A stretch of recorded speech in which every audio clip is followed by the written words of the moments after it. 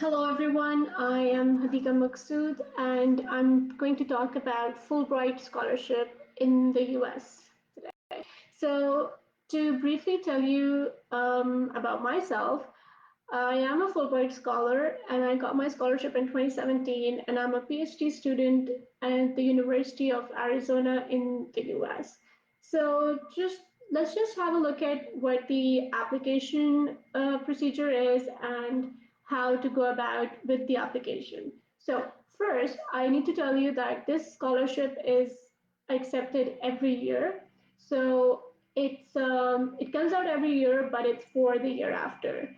मतलब अगर if you're applying for 2020, your intake is actually 2021.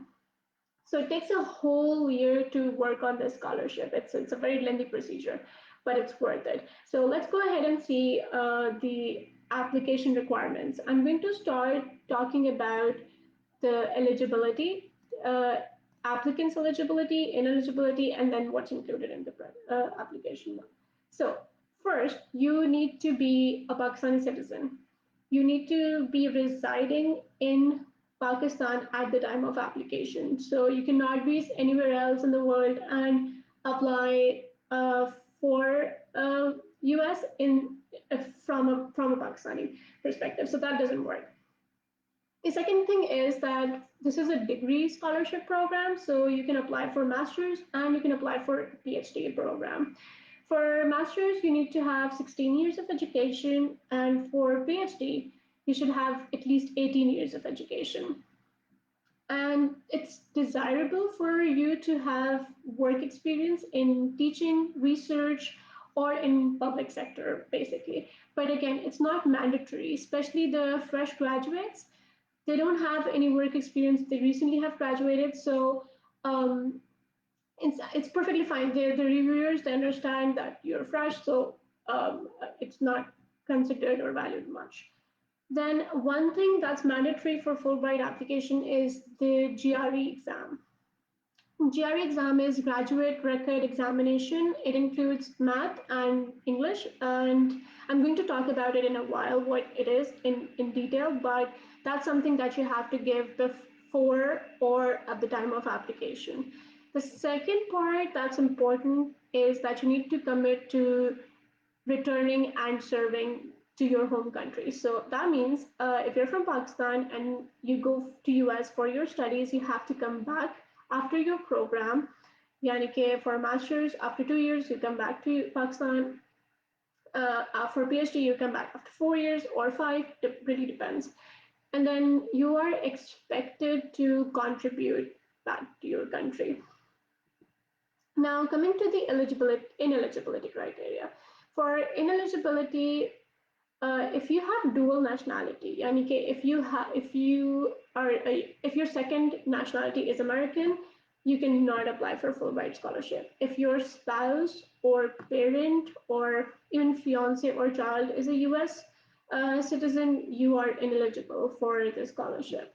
Then, if you're an employee of Fulbright organization, or if you're an employee of U.S. Department of State, then again you cannot apply. So these are the things that you need to keep in mind when you're applying. Here, the other part is that I'm asked a lot are the academic disciplines. So what are the disciplines that are encouraged that you can apply for? Basically, you can apply for any discipline. Whatever your field is, it's biotechnology, it's arts, culture, agriculture, environment science, urban planning, public health, anything. You can apply for that. The only thing is that you cannot apply for a clinical medicine field, which means practicing it more. So, other than clinical medicine, you can apply for any field for your studies. The only part is that in Pakistan, because there are less resources in energy, water, and agriculture, so those are the fields that are said to be encouraged more. But I have Fulbright friends who are working in arts, journalism, education, and they are all getting these scholarships. So it's no discipline specific per se. Now, coming towards what's included in this grant. So, like I said, it's a fully funded scholarship, which means all your tuition is covered. So you don't have to worry about your tuition at any time of the year, any time of your program. So if for masters, both the years are covered. For PhD, all 4 years are covered. Plus, the best part is that Fulbright scholarship has more benefits and more allowances. So let me tell you what those are. First thing, you get monthly allowance, which is the stipend. So you get a monthly stipend, which is to survive in the US. Or monthly stipend can there basically you need to pay the rent for the accommodation. You need to you actually just go ahead and look for the for whatever expenses that you have, which includes travel, transportation, train tickets, or bus tickets. Then you also can pay for your groceries within that monthly stipend that you get. And that stipend varies from one state to another. So if your university is in California versus if your university is in North Dakota, the stipend would be different. But the best part is it's adequate. It's adequate for those different states. So I'm in Arizona. My stipend is less than the students who are studying in California. And the reason is California is an expensive state. So वहाँ पे सारी चीजें बहुत expensive हैं. Based on that, they get way more stipend. So it's not that they kind of get to save more or they cannot spend more. It's just that for every state, it's a different amount that is required. The other thing, Joe, which is very good and covered in Fulbright scholarship, is the airfare. You don't have to pay for your visa. You don't have to pay for your ticket. So Fulbright covers one return ticket from Pakistan to US and back for masters, and then two tickets for PhD. So there's a thing midterm allowance for PhD. So after 2 years, they can go back to their home country and they can reapply for the visa because you have to renew your visa after 2 years, and Fulbright pays for that ticket as well. Then you also get insurance. So health insurance is a very important component when you're in the US. You need to have health insurance, and Fulbright pays for your health insurance, so you don't have to worry about that either. And for us, we get two health insurances. So we have a primary insurance and the secondary insurance, which is different than the other students who are who join the university directly or as an assistantship. Then uh, you also get twice a year, you get a stipend, which is for your textbooks. So there's a certain amount. Usually you get $200 to $500 sometime in August and sometime, oh, maybe it's June and in January, and that's to cover expenses for your books that you need to buy for your courses or your research work. That's also included. Then there is a thing, settling in allowance, which is one-time payment. So let's say when you go to the US for the very first time, you need to pay a certain amount as a deposit or some other ways. So that really helps. So that settling in allowance really helps you to understand the environment and whatever payments that you need to give to get started. Uske alawa, the fun fact is that Fulbright also gets to pay for attending or presenting national conferences. Now for master's program, it's one time that you can request Fulbright to pay to get around it. It's around $1,000. So Fulbright pays $1,000 for you to go and present in any national conference, and by that I mean whichever conference is relevant to your field, and you get to go and present there. For PhDs, it's a little different. It's you can request for two national conferences, and you can attend one just to go and attend it, and you can present in one. So that's the combination they usually do. And now coming to the application procedures. So you have to submit an application form, and I'll go through some questions that are in this application. Then along with the application, you need to submit a transcript, and that is your latest transcript plus your other certificates and transcripts from college and high school and stuff. Then you have to submit GRE score. You also need to submit essays, and this is very critical and has a lot of weightage. So essays are the writing samples. They are in the application. One is called personal statement, and the other is study objective. They are so important. They are basically they're telling about you, what you are and what you want to achieve or perceive in that.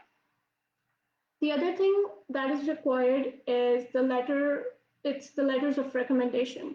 So those are 3 letters, and these letters are required by Fulbright from your professors or from your workplace. So I would recommend to have 2 letters from your professor, and if you have work, if at all, it's not necessary that you need to have it from your work. 1 from your workplace. So 2 from academia, 1 from work. And if you have not worked yet, if you're a fresh graduate, then all 3 will come from academia, and that's perfectly fine. Then along with that, in the application, you have to mention any volunteer work you have done, any internship that you have done, your awards or publication or stuff like that. And these are all counted as bonus. So if you haven't thought about it yet, or if you haven't done an internship or any volunteer work, I would highly recommend you to think around it in case you're planning to apply for next year or so. So let's get started, and let me tell you what's in the application form. So the questions that are in the form. So just so you are prepared for it. In the form, there is general information. So you are asked about name, address, your occupation, studies, and everything. But then there are also some questions, and one is a proposed major field of study. This is a question in the form, and you need to answer about what do you want to study, what's your discipline, and why do you want to study that? So like incorporating what you have already studied with what is your desired field of study. And you have to write this in 75 words. The other question is future plans. So they ask you about your future plans. And again, I would say that you have to link it with your existing plans, with the proposed field of study, and then mention your future plans. That what do you plan on working in an organization or a nonprofit organization or a government, whichever your plan is. And if you haven't thought about it yet, just give it a quick brainstorm and think about the future ones, because that's also something you need to write. And it's again 75 words. Other than that, there's a question about membership in professional societies. So if you have not been a member of any professional society which is relevant to your field of study, I would recommend you to join that and actively look around what activities they are doing. That is also quite necessary. But if you haven't, that's fine. But if you still can, I would recommend that. Other than that, there's a question of teaching experience. There's a question about living abroad. If you have lived somewhere else for more than a month, you have to mention those as well. Now, coming to the 2 major essays about study objective and personal statement. Study objective is really important. Study objective is what you have to study, why do you want to study that, how it fits your previous training and future plans, and you really have to be specific, yet you need to give enough information. So a very precise and very compiled essay this has to be. Then personal statement is basically telling your story. So consider it as a voice for yourself. You have to tell from all about your journey, how you started, कहाँ से शुरू किया, क्या पढ़ते हुए आ रहे हैं, who has been your inspiration, your obstacles, क्या problems बीच में थी, and then how you overcame that, what have you been doing all these years, how you have thought about the subject that you want to study, till what you are studying right now. So it's your story, the personal statement. So just make sure you spend a little bit more time on writing a really good one. In the application, there's a section called additional information. And additional information is when you have to talk about whatever there is that hasn't been asked in the application before, but you can mention that in this section. Usually people add their CV or resume, and that's totally fine. I added my resume as well. So you just attach your resume in that section, and that would answer the questions जो पहले application में पूछे नहीं गए होते. Now comes the documentation. So you have to have transcripts. The transcripts should be they should be certified. They should be the copies should be verified. So make sure that you verify it with the university before, and it should be from intermediate to the school that you have attended. And the letters of references should be confidential. Please ask the professors you know really well, because they are speaking for you. So it's very important that they write a really good and strong recommendation letter. And the timeline is that this scholarship starts from mid-Feb, and then the submission deadline is mid-May. But the good part is for 2020, they have extended the application deadline, and it's June 2015, so you still have a chance for this.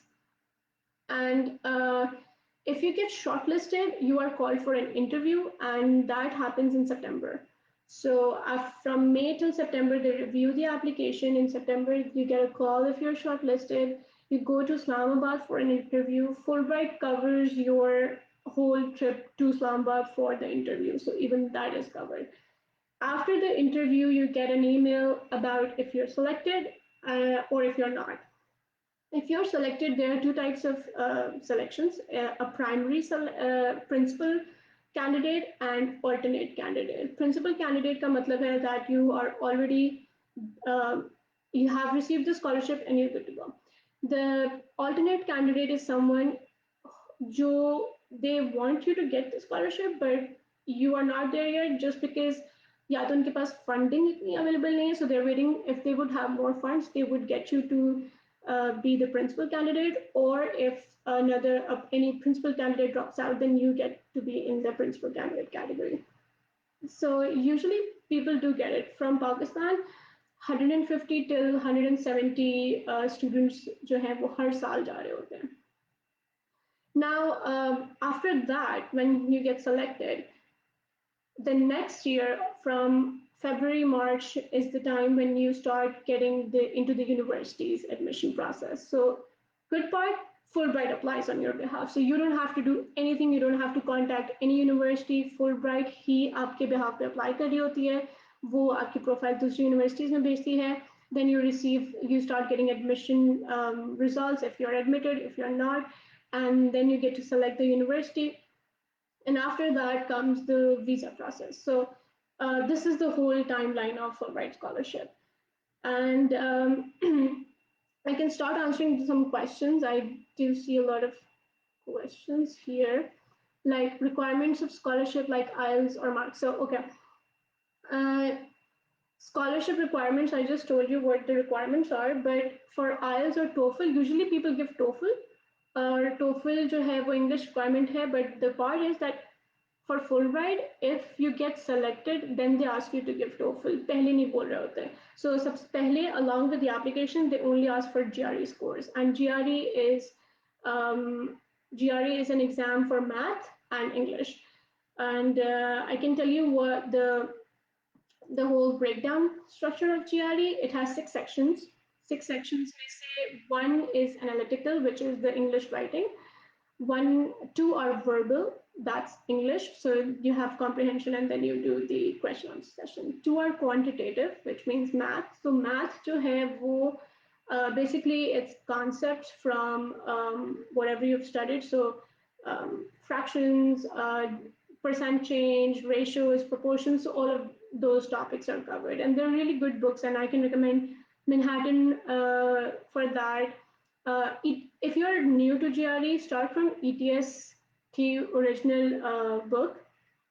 But Manhattan is really good for a lot of questions for practice. So you practice a lot, and that gets you a good GRE score. I would recommend at least 2 महीने study for GRE to be prepared for a good score, because that counts for the universities, and the better the score, the more the chances. But it's not the case every time, because अगर GRE score कम भी है तो Fulbright जो है, after you get selected, it asks you to retake the GRE exam to improve your score, and Fulbright pays for that one time. One time they can pay for your retake of GRE after and if you are selected. Uske alawa, I have a question from Numan Sohail. Any website where I can find US funded masters or PhD position other than LinkedIn? You can find US funded masters and PhD positions on a lot of websites. There is, I would recommend a portal. It's called Masters Portal. And then there is Scholar Den. Scholar Den usually जो है वो GRE करवा रहा होता है, but that can give a certain information about you. Other than that, if you want to know a list of universities which are relevant to your discipline, I am also running a consultancy. It's education consultancy, the Blue Cube, and I kind of generate a customized list for students who want to see कि कौन से options उनके लिए बेहतर है in US or Germany or UK. So you can contact me for that. You can contact me, Hadika, at thebluecube.de, or you can check out my website for that. So that's helpful. And the other requirement for scholarship would be that try to invest in writing really good essays and start contacting the professors before. So usually professors जो हैं वो काफ़ी time लगा रहे होते हैं, काफ़ी because they're busy, so they would spend a lot of time to reply you, respond, and then come back to you. So try to have enough window for the application to work on. अभी भी application खुली हुई है. It's going to be till June 15th. So if you have good mathematics skills and good English skills and you haven't given GR, you can still do that. And you can still go ahead and apply for the scholarship for this year. And if not, you can start preparing for next year. इस scholarship का benefit ये है कि Fulbright जो है वो along with this, once you get it, you get to experience a lot in terms of seminars. They send you on enrichment seminars. That's another seminar organized by Fulbright.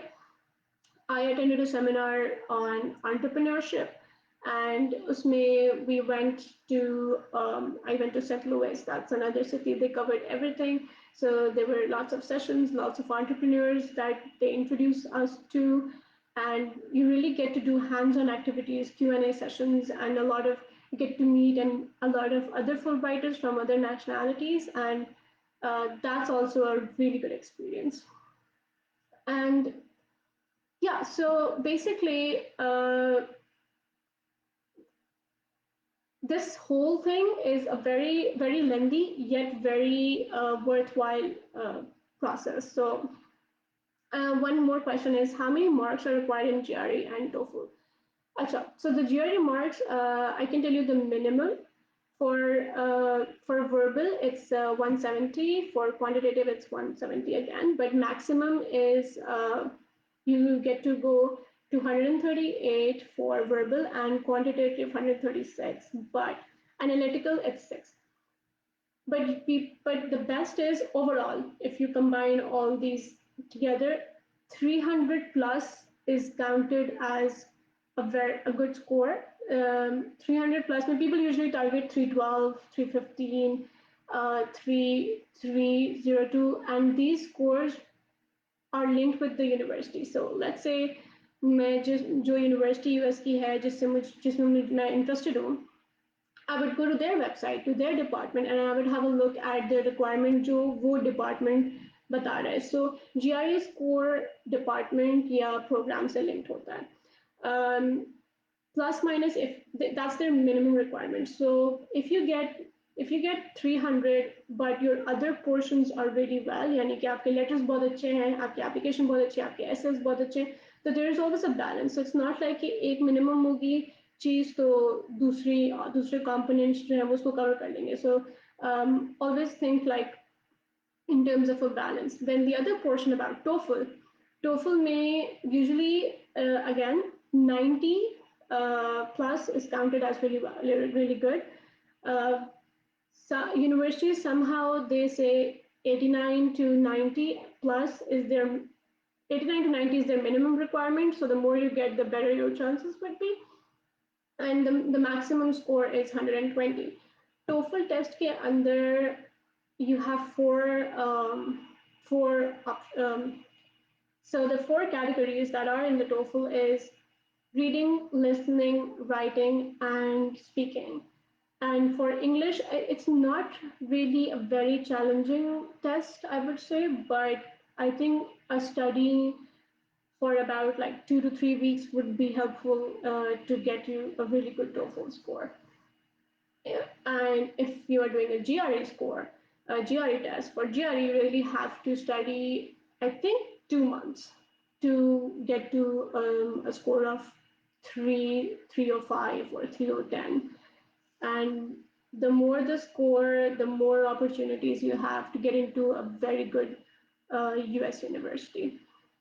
One more thing about Fulbright, you have an option of telling the university that you like or you want to get admitted in.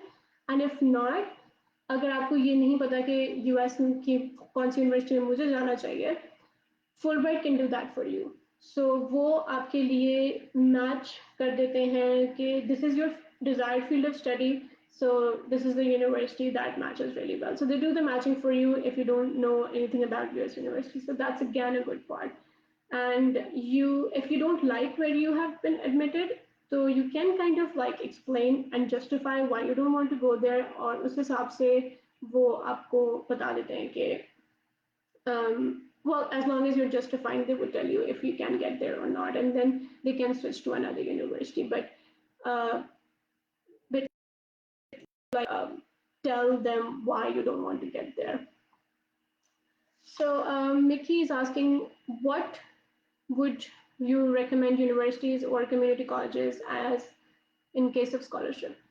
I would recommend universities. Community colleges in the US are basically those colleges.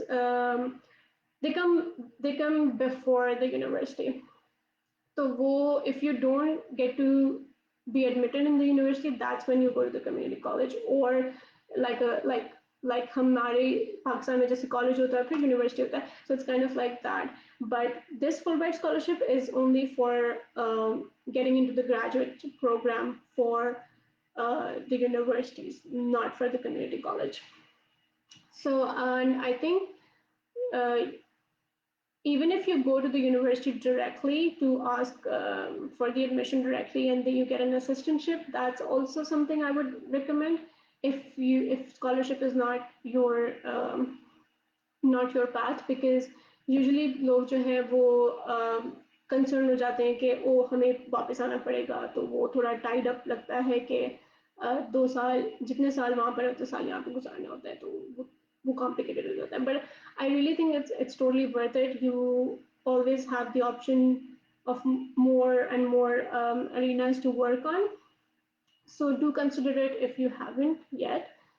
And if you have any questions about the scholarship further, you can contact me. I can put my email address in the comment section, and I can help you out further as well beyond this Facebook Live video as well. So I think there are not other questions. So yes, thank you for listening, and do let me know if you have questions. I would be happy to help you. And yeah, so I think that's it from my side. Okay, one more question. How much master's GPA is required for PhD admission? So yes, okay. So GPA is the minimum requirement. Okay, why I'm telling the minimum requirement is that there can always be more or less. The minimum is 3. It's counted as the best. Like अगर 3 है आपकी, तो that GPA is considered. Yes, if you have something 3.5, 3.7, 3.9, that's really good. मगर 3 तक be satisfied enough to go ahead with a scholarship for a PhD admission. If you have scholarship, if you have the GPA less than 3, और मेरे पास काफ़ी ऐसे students आते हैं जो कहते हैं हमारी 2.9 है 2.7 है तो व्हाट आर हमारे क्या चांसेस हैं तो मैं उनको यही रिकमेंड करती हूँ कि अगर point एक portion of your application weak hai, try to make the other portions stronger, which means let's say if your GPA is less than 3, you need to really work on your publications, start working on being an active member for some societies, some professional organizations, start having more experience in research and work or teaching. So what will happen? आपके 1 weak point will compensate, will get compensated by the others. So ये एक बहुत important point होता है कि कैसे balance करना है अपनी application को और उसके through कैसे strong बनानी है. So for GPA, I would say 3 is minimum. For masters, for PhD, both. But try not to have 3, try to have a lot more. So work harder on that portion because this competition of Fulbright is very competitive. जितनी applications उनको मिलती हैं उसमें से 5 to 7% acceptance rate है तो so you can have an idea कितना competitive है ये मगर still there's a lot of chance. Pakistan जो है वो Fulbright scholarship का सबसे ज़्यादा applicants भेजता है to the US. We have the highest program here. 150 जो है वो हमारा medium है जो हम भेजे होते हैं जो Fulbright भेजता है to the US और कोई country इतने ज़्यादा students in 1 year नहीं भेज रहा है. So that's a good part, which means you do have a lot more chance than you think. And don't be scared of GRE. Usually people are a lot worried about GRE and not getting a good score because it's harder. 4 hours का exam है, बहुत ज़्यादा time constraint. Time is a really hard thing, and math or English is harder वहाँ पे. But if you're consistent with studying, if you have a really good strategy to study for GRE, it will work. 300 plus is a really good score, so do go ahead with that. And I think yes, just keep your timeline in check and try to apply for it. I have had a really good experience being a Fulbright scholar. मैंने बहुत कुछ explore किया है, बहुत कुछ experience किया है. Within Fulbright, I got to know a lot of other Fulbrighters. My network has increased a lot. So मुझे सिर्फ पाकिस्तानीज नहीं, मुझे बाकी countries के Fulbrighters पता हैं who are from Egypt, Palestine, Saudi Arabia, Mongolia. So you would just start growing in such an extensive way that it will be an amazing experience for you. So yeah, I think that's about it. So thank you for listening, and do let me know if you have more questions. I would be happy to help you out and answer those questions for you. Thank you.